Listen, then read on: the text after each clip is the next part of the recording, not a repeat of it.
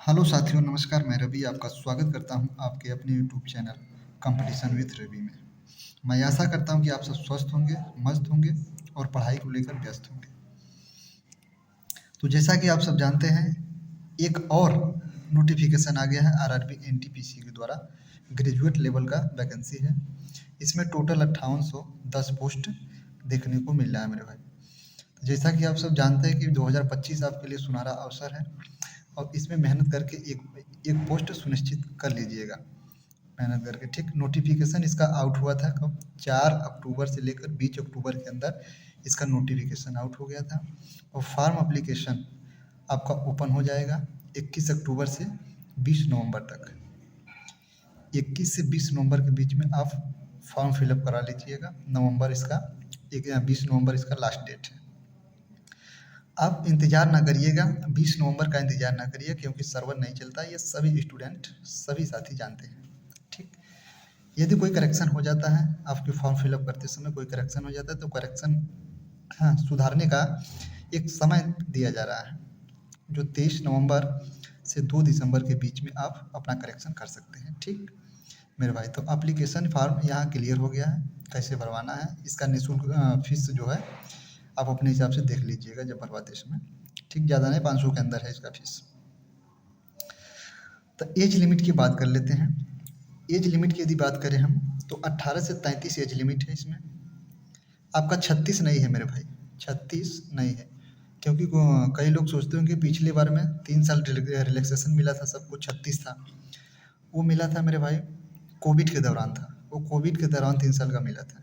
लेकिन इसमें जो है वो आपका एज रिलैक्सेशन केवल ओबीसी और एसटी को देखने को मिलेगा, ठीक।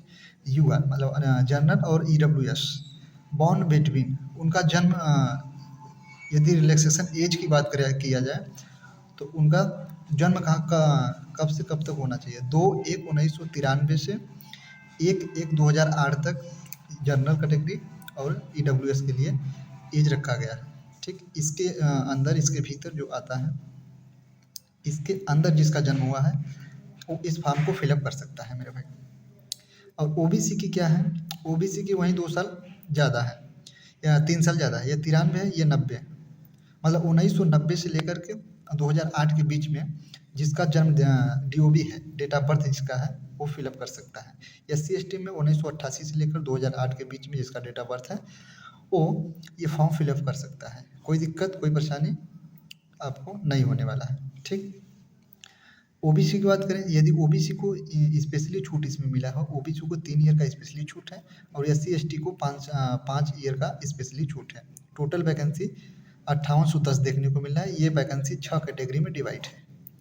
6 कैटेगरी का अर्थ ये होता है कि इसमें स्टेशन मास्टर की पोस्ट है, असिस्टेंट सुपरवाइजर की पोस्ट है, क्लर्क की पोस्ट है, और मतलब इसी टाइप के 6 कैटेगरी में पोस्ट को डिवाइड किया गया है।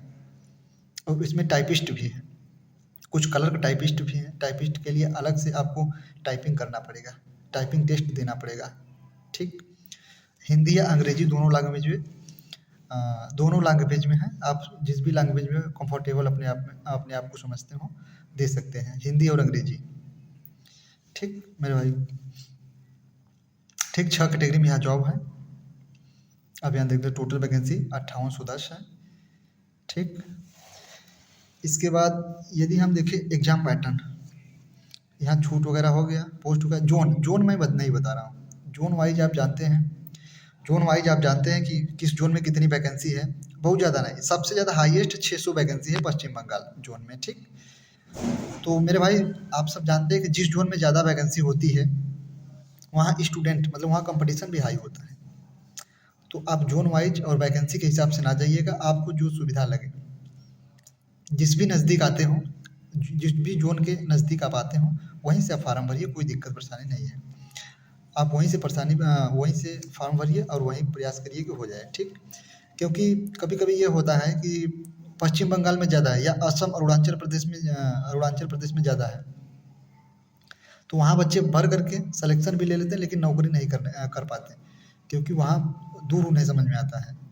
तो इन सब चीज़ों को भी समझ के आप फॉर्म फिलअप करिए, ठीक। आप कहीं नज़दीक से प्रयास करिए कि नज़दीक मेरा हो वही एग्ज़ाम हो, ठीक, और वही मुझे जाना पड़े। अब आइए आगे हम बात कर लेते हैं एग्ज़ाम पैटर्न। एग्ज़ाम पैटर्न का दो एग्ज़ाम इसमें होता है, CBT 1 CBT 2, ठीक। CBT 1 में आपका जीएस या जीएस मतलब जनरल स्टडी या जनरल अवेयरनेस, ठीक, 40 क्वेश्चन आता है, और मैथ के 30 क्वेश्चन, रीजनिंग के 30 क्वेश्चन। ये टोटल 100 क्वेश्चन होता है। एक क्वेश्चन 1 नंबर का होता है। टाइमिंग इसका 90 मिनट होता है। ये CBT 1 होता है, ठीक। CBT 1 में यदि जो कैंडिडेट क्वालीफाई कर लेता है फिर उसको CBT 2 में बुलाया जाता है, ठीक। CBT 2 में एग्जाम पैटर्न इसी टाइप का होता है। क्वेश्चन बढ़ जाते हैं, 20 क्वेश्चन बढ़ जाता है, 10 क्वेश्चन इसमें बढ़ जाते हैं जीके जीएस में, और मैथ में 5 क्वेश्चन, 5 क्वेश्चन रीजनिंग में। टोटल क्वेश्चन 120 हो जाते हैं, और टाइमिंग इसका सेम होने वाला है, मतलब 90 मिनट का टाइमिंग सेम है। क्वेश्चन थोड़ा सा बढ़ जाता है CBT 2 में, ठीक। और 1/3 का इसका निगेटिव मार्किंग है। निगेटिव मार्किंग है, यदि 3 सही करेंगे तो एक आपका कट जाएगा। यदि आप ये गलत क्वेश्चन कर देते हैं तो 3 सही में से एक क्वेश्चन आपका काट लिया जाएगा, ठीक। तो मैं आशा करता हूँ कि आप ये नोटिफिकेशन समझ गए होंगे, और मैं इसी बात से ये सेशन को समाप्त करता हूँ। जय हिंद, जय भारत।